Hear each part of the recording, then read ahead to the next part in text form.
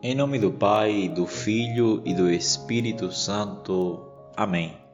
Irmãos e irmãs, neste 24º domingo do tempo comum, a Igreja reza em sua liturgia com o Evangelho de Marcos, no capítulo 8, do 27 ao 35.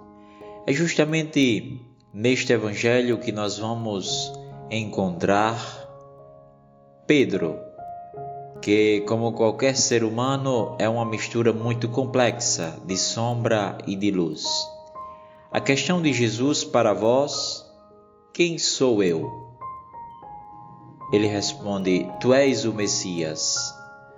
Mateus precisa que é por uma revelação do Pai que Pedro pôde reconhecer que Jesus era o Messias.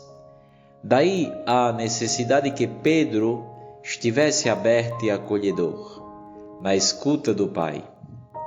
É o lado luz do apóstolo, por assim dizer. E logo depois, quando Jesus anuncia a sua paixão e morte, Pedro muda. Aos seus olhos é o Mestre que se engana. Pedro aqui não escuta o Pai. Fecha-se. É o lado sombra de Pedro. Ele ficará sempre o mesmo. Conhecemos bem as suas declarações de fidelidade incondicional, seguidas algumas horas depois pela sua tríplice negação. Ele terá a mesma atitude após o Pentecostes. Em Antioquia, segundo os Atos dos Apóstolos, ele não hesitava em comer com os pagãos convertidos a Jesus, o que um bom judeu não podia aceitar. Eis que pessoas que andavam com Tiago chegam. Pedro tem medo. Vão contestá-lo. Então retira-se. Através de Pedro vemos como Deus age. Jesus escolheu Pedro para que fosse o primeiro servidor da unidade dos discípulos. Ele teve nele uma confiança ainda maior após a sua negação. Jesus não muda, irmãos e irmãs. Ele continua a escolher e a enviar discípulos para que sejam, ao serviço da unidade e da comunidade, pastores que prolongam a ação do único pastor.